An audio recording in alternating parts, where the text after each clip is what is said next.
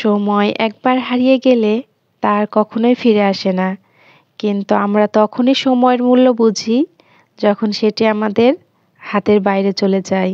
অন্ধকার ছাড়া যেমন আলো দেখা যায় না, তেমনি খারাপ সময় ছাড়া ভালো সময়ের মূল্যও বোঝা যায় না। বিসমিল্লাহির রহমানির রহিম।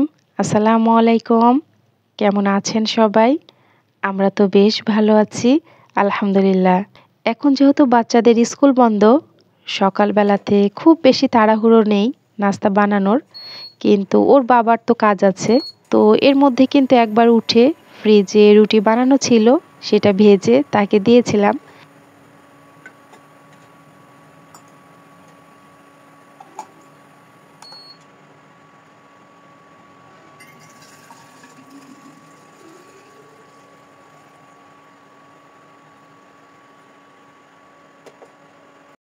সে খেয়ে চলে গিয়েছে তার কাজে। আর এখন 9টা থেকে 9:30টার মতো বাজে। তো আমাদের মা ছেলেদের জন্য নাস্তা বানাবো। নাস্তা বানানোর আগে দিয়েই গরম পানি করে আমি ফ্লাক্সে রেখে দিলাম। আর এপাশে একটা বাটিতে 3টা ডিম ভেঙে নিয়েছিলাম। তার মধ্যে 1 কাপ ময়দা, হাফ কাপ গুঁড়ো দুধ আর দিয়েছিলাম 1 কাপ চিনি, 1 চামচ বেকিং পাউডার আর কিছুটা সয়াবিন তেল দিয়ে খুব ভালো করে গুলিয়ে নিয়েছি। আর এখন চুলাতে একটা প্যান বসিয়ে দিয়েছি।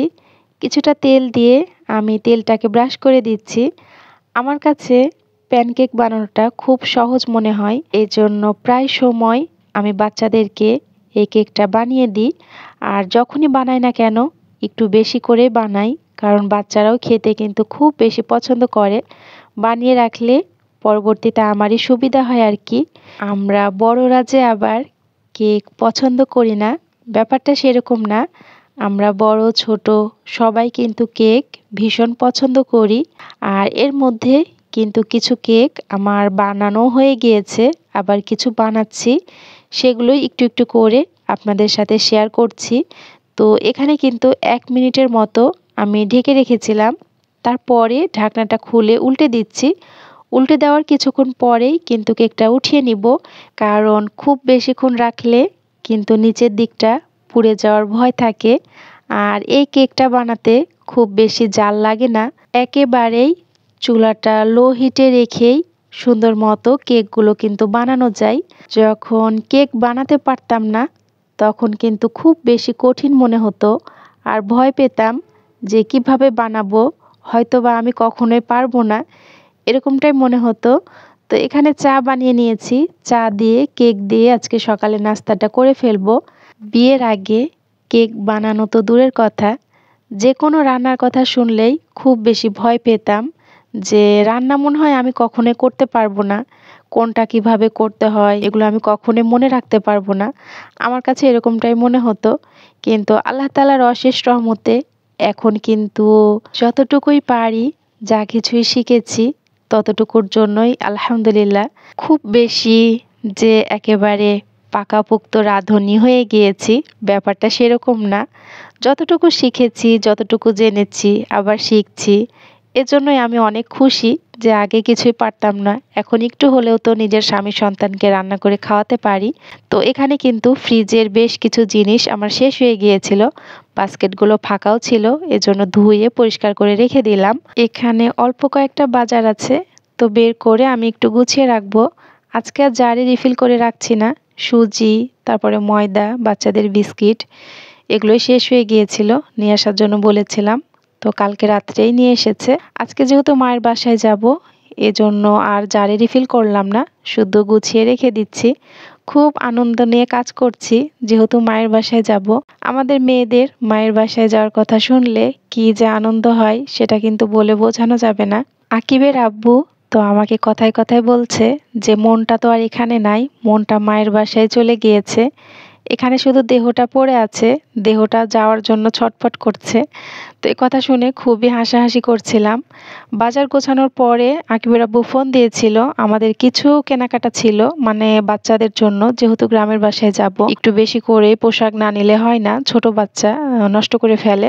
তো ইজিতে এসেছিলাম, আকিবের জন্য 2টা প্যান্ট নেওয়া লাগবে ওর বাসায় পরার জন্য। তো প্যান্ট কোমরে হয়নি, এজন্য ইজি থেকে আর নেওয়া হয়নি, পরবর্তীতে অন্য জায়গা থেকে নিয়েছিলাম। আর ছোট বাচ্চাদের পোশাক কেনার সময় খুব বেশি ঝামেলা হয়, হয় সাইজে হয় না, না হয় কোমরে হয় না। তো এখান থেকে আমার রফিক সোনার জন্য কিছু জিনিসপত্র নিয়েছিলাম। তারপর এ সাইডে এসেছিলাম আমার কিছু গজ কাপড় নেওয়ার জন্য। তো সেগুলো নিয়ে কিন্তু এর মধ্যে আমরা বাসাতেও চলে এসেছি। বাসাতে এসে দুপুরের জন্য হালকা পাতলা রান্না করেছিলাম। কালকের কিছুটা মুরগির গোশত আছে আর একটা তরকারি রান্না করেছিলাম। সম্পূর্ণ রান্নার ভিডিও আর করা হয়নি, যেহেতু অনেকটাই দেরি হয়ে গিয়েছিল, দুপুরে খাওয়ারও সময় হয়ে যাচ্ছে, এজন্য খুব তাড়াহুড়ো করে আমি রান্নাটা করে ফেলেছি। পুঁই শাকের বীজের সাথে একটা আলু আর বেগুন কেটে দিয়েছিলাম, সেটা তেলে দিয়ে নিয়েছি। এর মধ্যে আকিবের আব্বুরও খাওয়া হয়ে গিয়েছে, আকিবকেও খেতে দিয়েছি। আমি আমার খাবারটা নিয়ে কিন্তু খেয়েও নিয়েছি। তারপরে থালা বাসন যা কিছু আছে সব কিছু পরিষ্কার করে ধুয়ে গুছিয়ে তারপরে বাসা থেকে বের হব। আমি সব কিছু গুছিয়ে যেভাবে রেখে যাই, আসার পরে কিন্তু সেরকমটা থাকে না, সব কিছু এলোমেলো থাকে। কারণ আকিবের আব্বু বাসাতে থাকে, ওর তো আর ছুটি নাই, বাচ্চাদেরকে নিয়ে আমি যাব, ও বাসাতেই থাকবে। কোথাও যাওয়ার কথা শুনলে বাচ্চারা কিন্তু খেতেই চায় না। আকিব তো খেতেই চাচ্ছিল না, বলছে আম্মু আমি দুপুরে খাবার খাবো না, একেবারে নানুর বাসাতে গিয়েই খাবো। অনেক বলাবলি করার পর জোর করে অল্প করে ভাত আমি খাইয়েছিলাম। এর মধ্যে জানালা লাগিয়ে সব কিছু পরিষ্কার করে গুছিয়ে নিয়েছি। আর রাইস কুকারে ভাত আছে, মুরগির গোশতের তরকারিটাও আছে। তো এগুলো দিয়েই কিন্তু রাত্রিবেলায় আকিবের আব্বুর হয়ে যাবে। আর আমরা যে কয়দিন বাসাতে থাকবো না, সে কয়দিন আমার শাশুড়ির ওখানে গিয়েই খাবে। বাবার বাড়ি যাওয়ার জন্য কিন্তু মনটা অনেক ছটফট করে। আর যখন যাওয়ার সময় হয় তখন কিন্তু নিজের সংসারটা ফেলে রেখেও যেতে অনেক বেশি কষ্ট হয়, অনেক মায়া লাগে।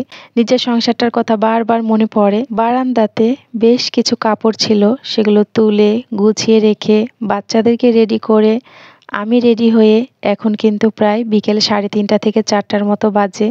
বের হয়ে গিয়েছি বাবার বাড়ির উদ্দেশ্যে। আমাদের বাসা থেকে আমার বাবার বাড়ির দূরত্ব খুব বেশি না, মোটরসাইকেলে গেলে 20 থেকে 30 মিনিটের মতো লাগে, আর অটোতে গেলে একটু বেশি লাগে, 1 ঘন্টার মতো লাগে আর কি। প্রায় বাসার কিন্তু অনেকটাই কাছে চলে এসেছি, আর সূর্যটাও কিন্তু কিছুক্ষণের মধ্যেই ডুবে যাবে।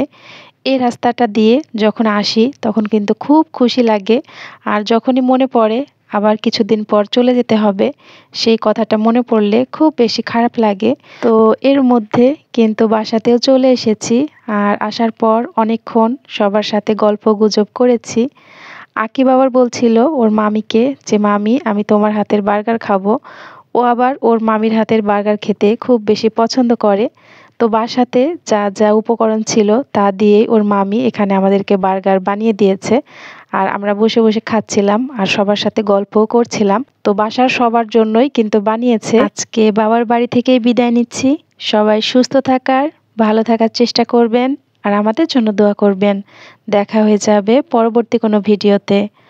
আর সময় এমন একটা সম্পদ যা একবার হারিয়ে গেলে আর ফিরে পাওয়া যায় না, আর কখনো ফিরেও আসে না। সময় কখনো কারোর নিয়মে চলে না, সে তার নিজের গতিতেই চলে। আল্লাহ হাফেজ, আসসালামু আলাইকুম।